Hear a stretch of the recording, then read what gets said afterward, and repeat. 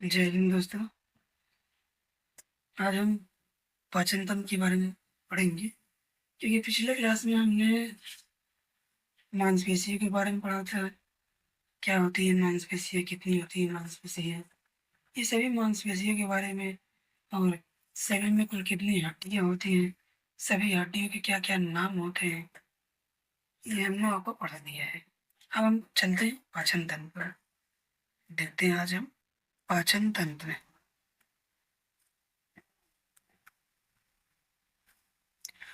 पाचन तंत्र के बारे में हम चलते हैं, देखते हैं डाइजेस्टिव सिस्टम।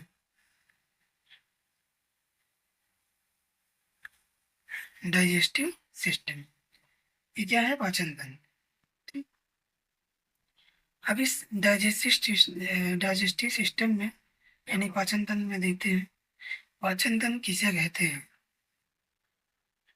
तो पाचन तंत्र उसे कहते हैं जो खाए गए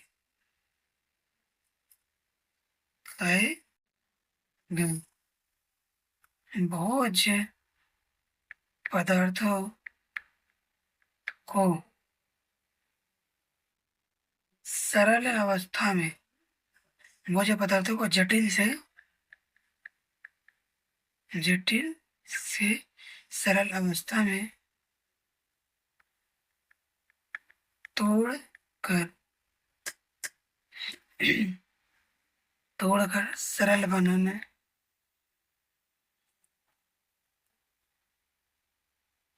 बनाना ही पाचन तंत्र कहलाता है। पाचन तंत्र कहलाता है। ठीक है। और ये पाचन तंत्र की परिभाषा हो गई। और मनुष्य के शरीर में लगभग 90% जो पाचन होता है, वो पाचन रासायनिक या केमिकल रूप से होता है। रासायनिक या केमिकल केमिकल रूप से होता है मनुष्य शरीर में जो पाचन होता है। ठीक। बाकी का जो 10% बचेगा, ये 10% भौतिक रूप से होता है पाचन, भौतिक रूप से। ठीक है। तो आगे चलते हैं, देखते हैं क्या होता है। तो इसमें जो पाचन होता है, ये पाचन सर्वप्रथम शुरू कहाँ से होता है? तो पाचन की प्रक्रिया सर्वप्रथम हमारे मुंह से शुरू होती है। हम मुख में से सबसे पहले दांत से प्रारंभ होता है, और दांत के बाद दांत के बाद जो शुरू होता है, तो दांत से कूच कूच के छोटे भागों में तोड़ देता है।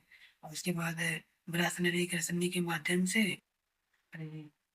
आमाशय में जाता है। और आमाशय के बाद पाचन होकर के आमाशय के बाद छोटी आंत में, छोटी आंत के बाद बड़ी आंत में, उसके बाद पाचन होकर के उत्सर्जन है। ठीक।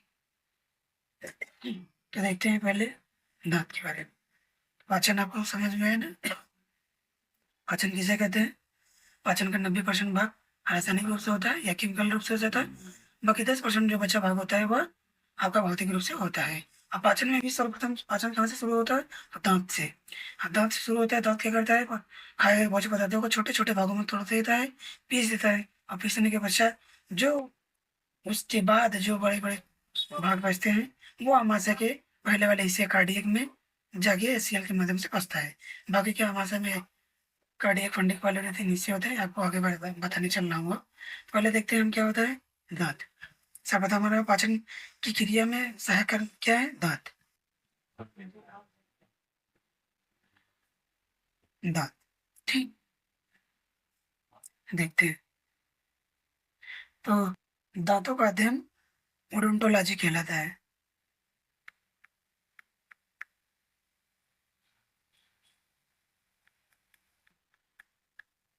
दांतों का अध्ययन ओडोंटोलॉजी कहलाता है। ठीक। पहली बात, दांत का वह भाग जो हमें दिखाई देता है उसे क्राउन या ताज कहते हैं। जैसे हम बना रहे हैं, कोशिश करते हैं बनाने की।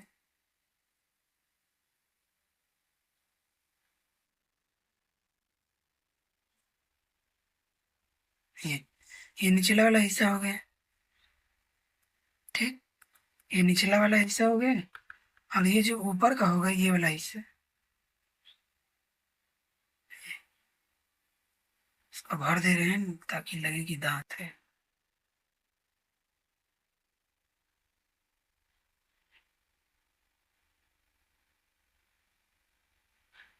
अब लग रहा है ना दांत है।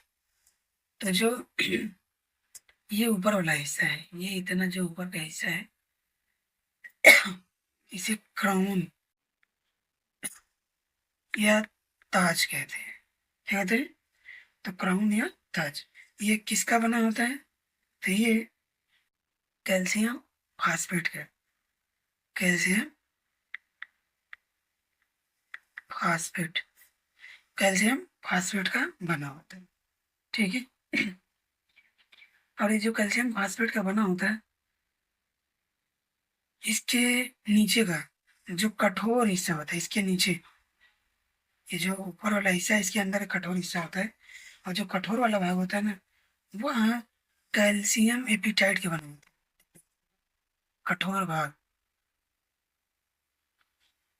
कठोर भाग कैल्शियम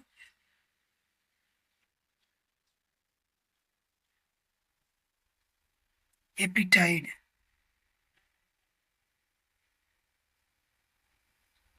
कैल्शियम एपिटाइट के बना होता है। ठीक। ये कैल्शियम एपिटाइट क्या करता है? दांत को मजबूत बनाता है, कैल्शियम एपिटाइट। ठीक। और दांती को जब भारी हो भाग होता है, ये वाला है, ये कैल्शियम फास्फेट का जो बना होता है, इसे एनामेल कहलाता है। इसे क्या कहते हैं? एनामेल।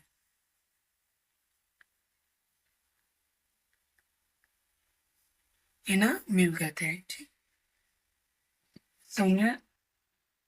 दांतों का ऊपरी भाग को, जो ये वाला लाइनिंग वाला हिस्सा है, इसे कहते हैं क्राउन या ताज। इसके अंदर का जो उपस्थित वाला भरा भाग होता है, वो उसको बोलते हैं एनामेल, जो कैल्शियम फास्फेट का बना होता है।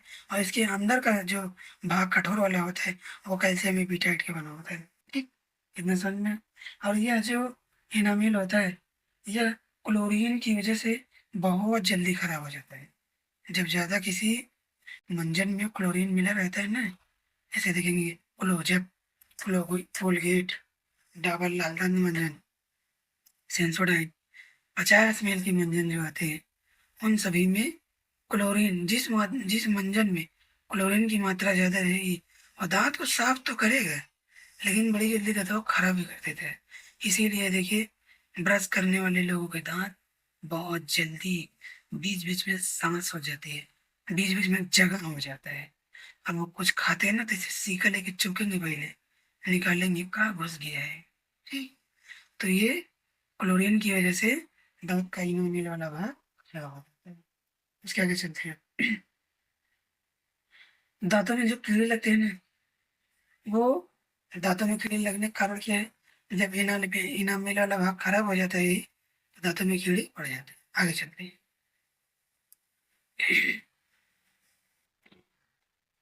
आगे चलते हैं। जो दांत के आंतरिक भाग होते हैं, वो कमजोर होता है। जो दांत का ये अंदर वाला भाग, ये कमजोर होता है, लेकिन ये वाला, ये क्राउन या ताज, ये क्राउन या ताज बहुत मजबूत होता है। ये क्राउन या ताज बहुत मजबूत होता है। ठीक। ये क्राउन या ताज बहुत मजबूत होता है। ठीक। आगे चलते हैं। इसी को एनामेल कहते हैं, जो मजबूत वाला था।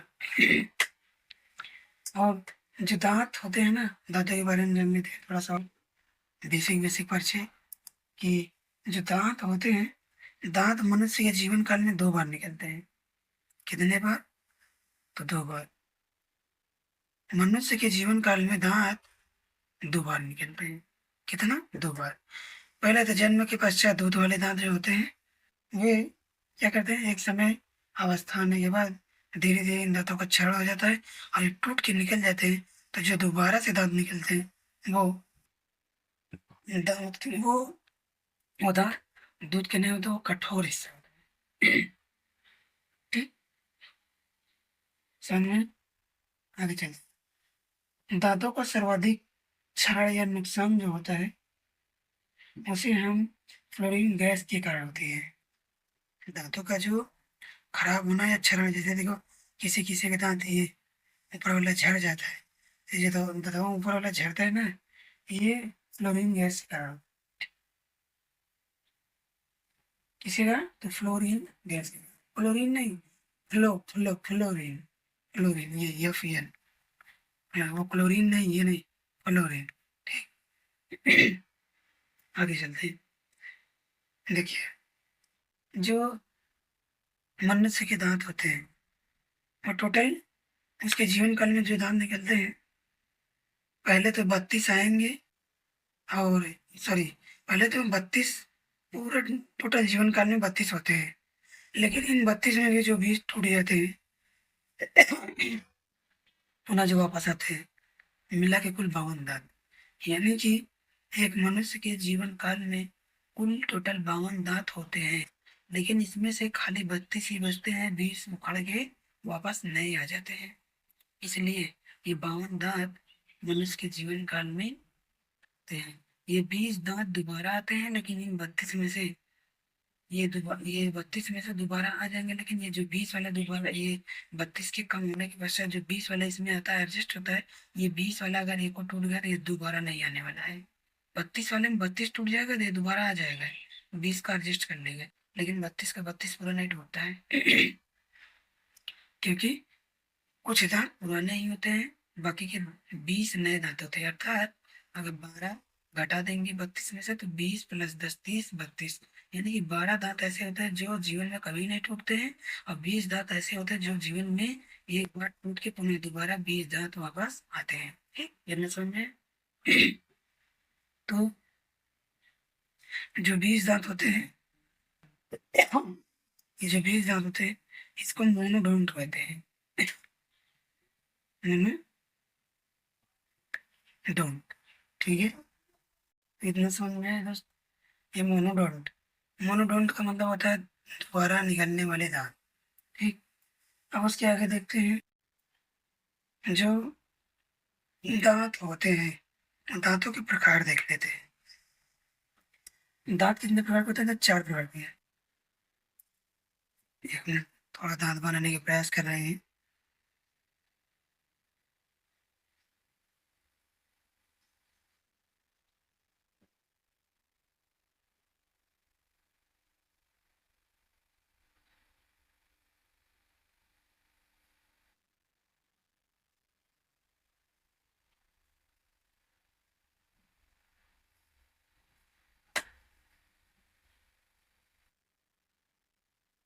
ठीक, एक ये दांत, ये दांत में जो आगे ये 4 दांत होते हैं, ये चारों दांत कृंतक है। क्या है? कृंतक, कृंतक। और ये वाला इसे बोलते हैं रदनक, इसे अंग्रेजी में इंसीजर, इसे कनैन। और ये आपका प्रीमोलर, प्रीमोलर, या इसे बोल सकते हैं अग्रचवर्णक, अग्रचवर्णक। और उसके बाद ये जो 3 वाले हैं, ये इन्हें बोलते हैं चवर्णक, चवर्णक। ठीक, और अंग्रेजी में इसे मोलर।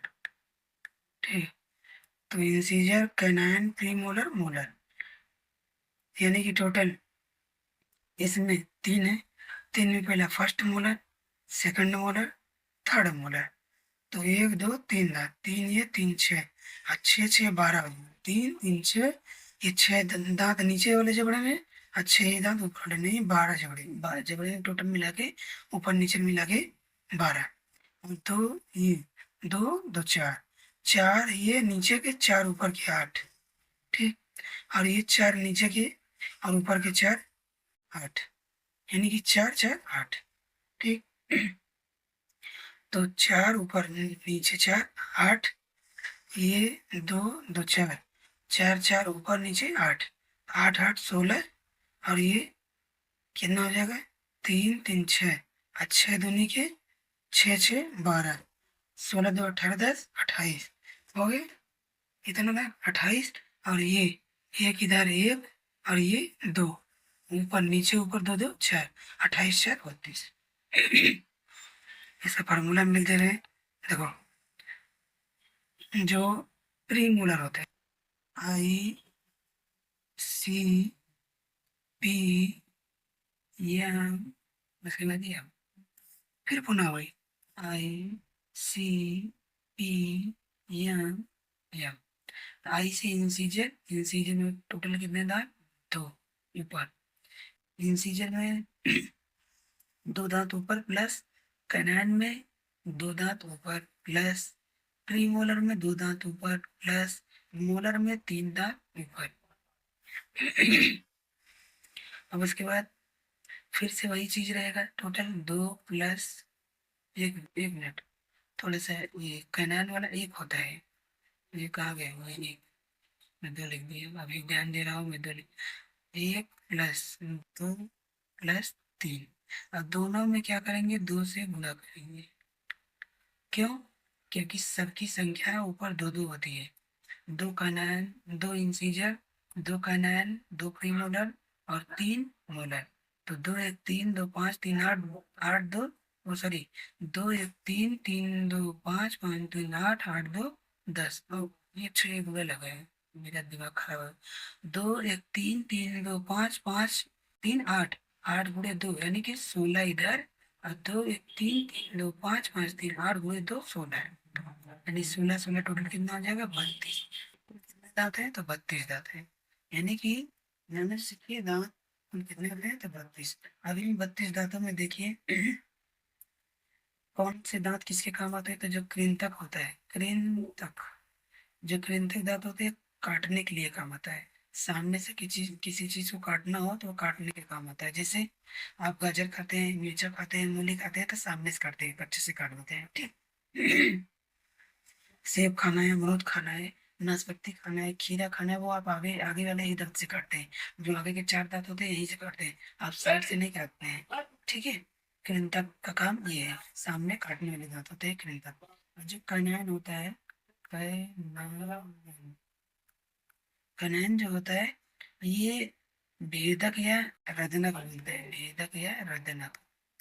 ये क्या करते हैं? ये चीरने फाड़ने काम, जैसे आप गन्ना चूसने लगते हैं, देखिए गन्ना चूसते समय आप इसी दांत से, साइड वाले दांत से आप पकड़ के गन्ना को छीलते हैं। या फिर कोई चीज आपको छीलना हुआ गन्ना छीलना हुआ, या फिर आपको कोई ऐसी चीज छीलना हुआ, या फिर आप लेग पीस वगैरह खाते हैं तो बगल वाले दांतों से नोचते हैं, सामने वाले से नहीं, बगल वाले से। तो वो क्या होता है, ये रगनक वाला काम करता है, चीरने व फाड़ने का काम करता है, ठीक। जबकि इसके बाद आएगा अग्र चौड़क, जिसे बोलते हैं प्रीम मोडक। अग्र चौड़क, अग्र चौड़क क्या करता है? ये कूचने का काम करता है। क्या? कूचने का काम। ये कूचने का काम करता है। जैसे आप भोजन मुंह में डालें, आप चबा रहे हैं, चबाते हुए जब आप खाते हैं ना, तो आपकी जो क्या होते हैं, मोलर वाले दांत होते हैं, आप पिछवाड़े ले जाके पूछते हैं, आगे नहीं, आप पीछे पूछते हैं, ठीक। तो जो दांत पीछे होते हैं उन्हीं से आप ये पूछते हैं खाना और भोजन के, और वो दांत मुझे पूछते हैं उन्हें कहते हैं आगर चौड़क, ये प्री मोलर। अब बाकी ये जो लास्ट वाला बचा आपका क्या, मोलर, क्या बचा? मोलर। ये मोलर आपका क्या करेगा, ये मोलर को चौड़क बोलते हैं। ये मोलर का काम होता है कि जो चीज बहुत ज्यादा देर तक पहुंचना होता है, तो लोग देखो गुटखा सूखती सुपारी ये सब खाते हैं ना, पान वगैरह, तो वो मोलर से नहीं, वो प्री मोलर से नहीं पूछते हैं, वो एकदम पीछे ले जाके दांत में फंसा लेंगे, वही उससे लेंगे फटाफट। नहीं देखो, चना मटर चबाना हो तो आप बीच वाले से नहीं, आप आगे वाले से नहीं, एकदम पीछे वाले दांत से फोड़ते हैं कड़कड़ा के, ठीक है। तो ये क्या है, यहाँ पे ये चारों दांत अलग अलग आप हमने बता दिए कौन दांत किसका काम क्या करता है, ठीक है। और ये जो मोलर होता है ना, जिसमें फर्स्ट मोलर, सेकंड मोलर और थर्ड मोलर होता है, ये थर्ड वाला मोलर जो होता है ना, यानी कि अंतिम मोलर, तीसरा जो मोलर होता है लास्ट वाला चौड़क, ये बहुत कम लोगों में आता है।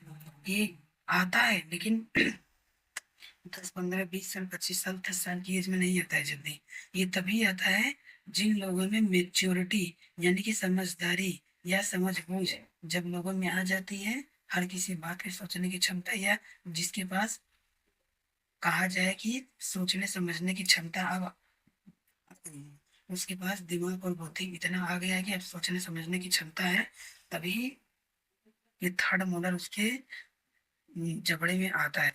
अन्यथा थर्ड मोलर आने में बड़ा समय लगता है। नहीं तो देखिए, आपके घर में कोई हो, भले से ही बुजुर्ग हो गया हो, 20 25 साल 30 साल का हो गया हो, अगर उसके अंदर समझदारी कम होगी ना, आप उसका मुंह खोल के दांत जरा गिनिएगा तो आपको मिलेगा, उसके मुंह में आपको 30 ही दांत मिलेगा, 30 ही दांत मिलेगा। ठीक है, 30 दांत से ज्यादा नहीं मिलेगा। और हो सकता है कहीं ऐसा ना हो 28 ही मिल जाए या 29 मिल जाए। ठीक है, तो ये जो थर्ड मूलर है, ये थर्ड मूलर समय के अनुसार आता है, जब मनुष्यों में उनकी बौद्धिक क्षमता का विकास हो जाता है तभी आता है। ठीक, इतना समझ में आए? अब इसके आगे देख लेते हैं। अब देखते हैं जो हमारा दांत होता है, इन दांतों में, दांतों के कुछ अलग अलग कार्य होते हैं। इन कार्यों में हमने आपको बता दिया कौन किसका क्या करता है, कौन किसका क्या नहीं करता है। दांतों के बारे में बता दिया, कृंतक, रदनक, अग्र चमड़क, चमड़क, इन सब में अलग अलग दांतों के प्रकार बता दिए हैं। अब देखते हैं जो दांत होते हैं बड़े बच्चों में दांतों की जो संख्या होती है ना, उसमें थर्ड मोलर, अभी अब जो होता है वो थर्ड मोलर लगभग नहीं पाया जाता है बड़े बच्चों में। जब वयस्क हो जाते हैं, अच्छी खासी बौद्धिक क्षमता आ जाती है, तभी उनमें थर्ड मोलर आता है। छोटे बच्चों में प्री मोलर नहीं पाया जाता। ये बड़े बच्चों में लिख दे रहे हैं, बड़े या वयस्क, वयस्क में नहीं पाया जाता है। ठीक, और उसके बाद क्या बोलते हैं, छोटे बच्चों में प्री मोलर नहीं पाया जाता है, यानी फर्स्ट मोलर, प्री मोलर यानी कि अग्र चमड़ा, जो सॉरी, प्री मोलर मतलब पहला मोलर, पहला चमड़ा। तो जो पहला चमड़ा है, ये बच्चों में नहीं पाया जाता है। हम शॉर्ट में लिख रहे हैं, बच्चों में नहीं पाया जाता है। ठीक, और थर्ड मोलर तो बिल्कुल नहीं पाया जाएगा। और उसके बाद जो 24 साल के बाद आता है ना, वो थर्ड मोलर यही आता है 24 साल 25 साल के बाद, या फिर तो जरूर नहीं है 24 25 साल के बाद ही है। अभी आपको बताया ना कि जिसका बौद्धिक विकास हो जाता है, वो चाहे 20 रहे, चाहे 15 रहे, चाहे 22 रहे, चाहे 24, अगर वो क्या रहेगा, उसकी बौद्धिक क्षमता का विकास हो चुका है, तो वह उसके जबड़े में थर्ड मोलर आ जाएगा। अगर नहीं हुआ है तो नहीं आएगा। ठीक, उसके बाद क्या आते हैं, जो बच्चों के दांत का फार्मूला होता है, उसको देख लीजिए एक बार। बच्चों के दांत का फार्मूला, यानी कि यहाँ हम इसे थोड़ा सा तीर लगा के लिख दे रहे हैं कि बच्चों के दांत का फार्मूला पहले क्या है, इंसीजर, फिर कैनाइन, प्री मोलर, उसके बाद मोलर, फिर वही चीज इंसीजर, कैनाइन, प्री मोलर और मोलर। ठीक, तो इसमें क्या होगा, इंसीजर में आपका बच्चे में दो आएगा, कैनाइन में बच्चे में एक आएगा, प्री मोलर में एक को नहीं आएगा, प्री मोलर में एक को नहीं आएगा, प्री मोलर में एक को नहीं आएगा, याद रखिएगा। और मोलर में दो मोलर आएगा, मोलर में भी दो मोलर आएगा। वही चीज फिर से आएगा, 21 0 2। अभी इन दोनों का आपस में गुणा करा दीजिए, देखिए कितना दांत आता है, 2 1 3 2 5, 5 दूनी के 10, 2 1 3 2 5, 5 दूनी के 10, यानी टोटल 20 दांत बच्चों के मुंह में आते हैं, छोटे बच्चों के मुंह में। जबकि बड़ों बड़ों के मुंह में पूरे 32 दांत आते हैं। तो यह हमारा दांत के बारे में आपको एकदम बेहतरीन से, दांत के बारे में हमने आपको समझा दिया कि दांत क्या होता है। दांत का बाहरी भाग इनामेल, कठोर वाला जो होता है वो कैल्शियम फास्फेट, कैल्शियम एपिटाइड का बना होता है, जो इनामेल होता है या सबसे कठोर हिस्सा होता है। आंतरिक भाग जो होता है उसे डेंटाइन कहते हैं। दांत खराब किससे होता है, तो दांत क्लोरीन की वजह से बहुत जल्द खराब होता है, जो टूथपेस्ट में मिलाया जाता है जिससे आप ब्रश करते हैं। लेकिन दांतों के अंदर जो सड़न पैदा होती है ना, जो दांतों के अंदर कीड़े लग जाते हैं, वो फ्लोरीन गैस के कारण होता है। इससे क्या, फ्लोरीन गैस के कारण आती है, क्लोरीन नहीं, फ्लोरीन। ठीक, तो इतना आपको बता दिए। अब उसके आगे देखते हैं हम, दांत में 16 दांत के फॉर्मूला लिख लीजिए, वयस्क वाला आपको नहीं लिखे होंगे तो इंसीजर, कैनाइन, प्रीमोलर और मोलर, इंसीजर, कैनाइन, प्रीमोलर और मोलर। तो क्या हो जाएगा, इंसीजर, कैनाइन, प्रीमोलर, मोलर में दो, एक दो तीन, दो एक दो तीन, फिर वही दो एक दो तीन, गुणित पूरे के दो कर दीजिए। दो एक तीन दो पाँच तीन आठ दूनी 16, दो एक तीन दो पाँच तीन आठ दूनी 16, 16 प्लस 32, टोटल कितने था 32। यानी कि एक वयस्क मनुष्य के जबड़े में तो कुल टोटल कितने दांत होते हैं 32। ठीक, हमने दांतों के बारे में आपको पूरे तरीके से बता दिए। मेरे ख्याल से दांतों के बारे में कोई चीज ऐसा नहीं बचा जो हमने आपको ना बताया। पूरा कहानी मैंने दांतों के बारे में आपको बता दी है। ठीक। अब आगे चलते हैं।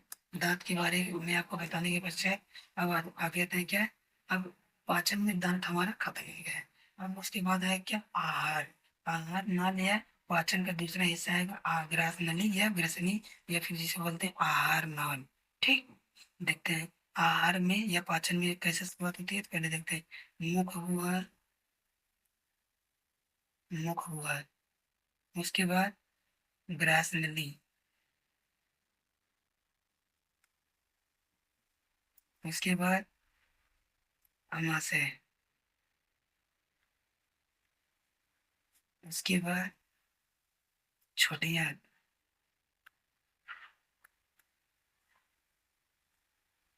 उसके बाद बड़ी आंत,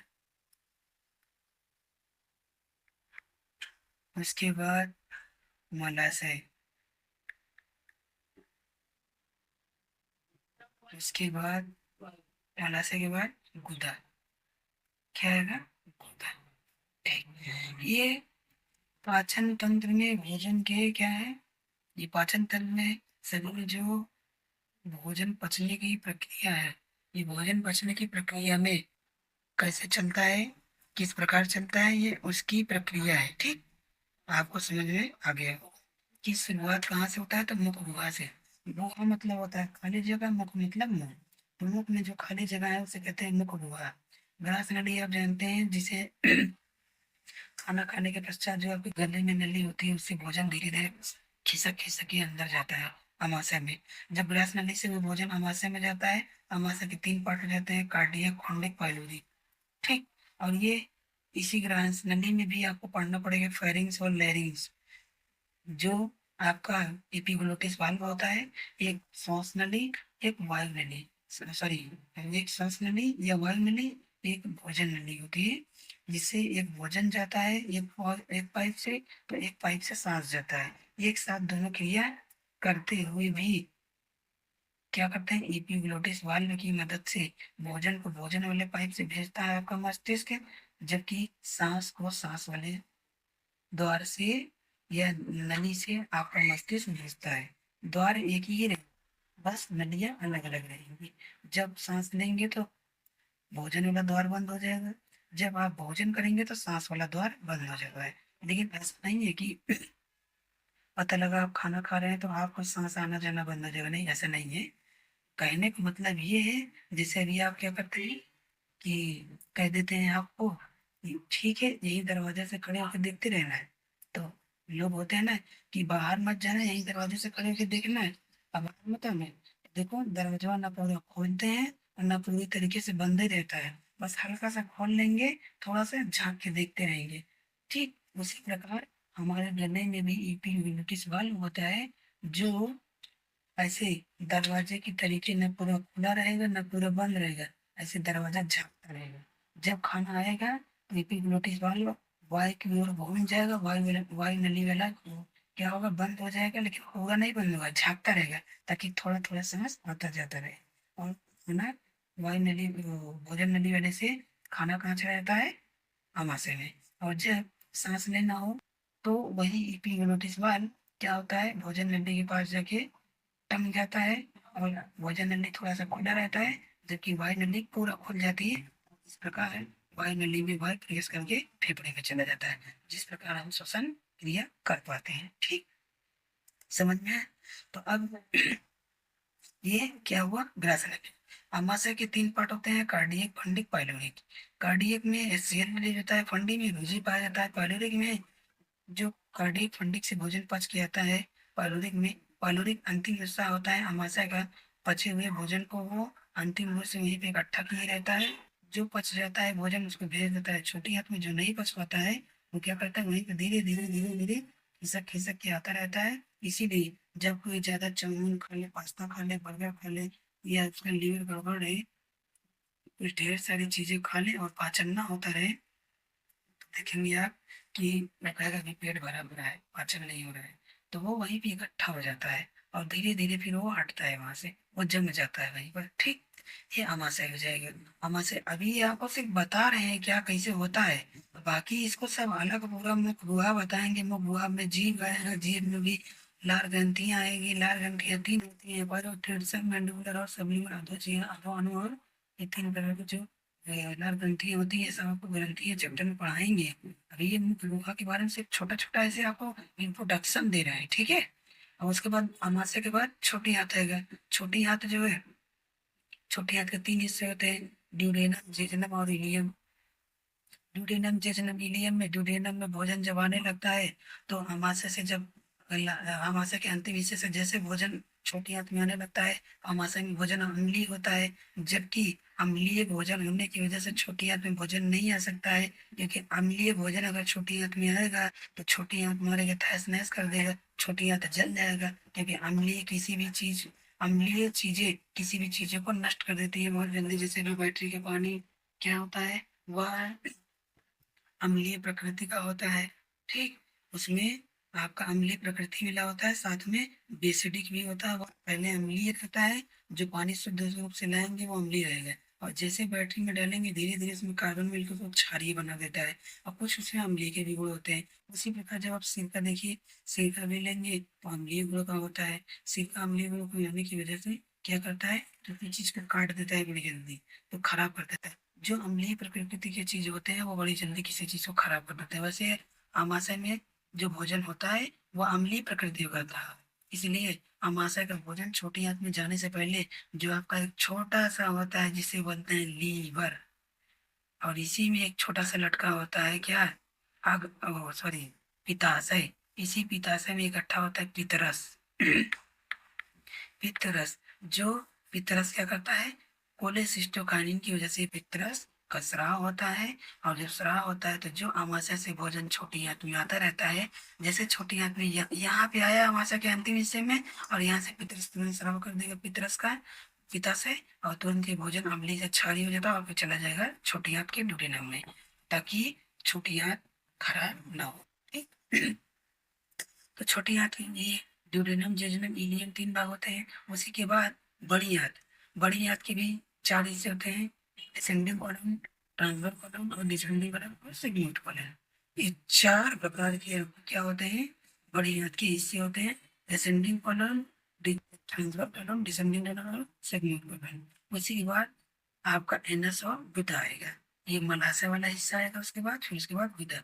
ये बड़ी आंत में भोजन में क्या होता है, छोटी आंत में पाचन होता है, बड़ी आंत में अवशोषण होता है। जबकि मलाशय वाले हिस्से में अवशोषण के पश्चात जो भोजन से प्राप्त आवश्यक प्रोटीन, खनिज, विटामिन, वसा जो भी चाहिए वो बड़ी आंत जब भोजन में से अवशोषण कर लेता है, तो बचे हुए अवांछनीय पदार्थों को मलाशय में भेज देता है, तो मलाशय में इकट्ठा होने लगता है। और जब मलाशय का पूरा मलाशय का पूरा खोल भर जाता है, तभी आपको लैट्रिन का एहसास लगता है कि अब मुझे लैट्रिन लगी हुई है या लगा हुआ है।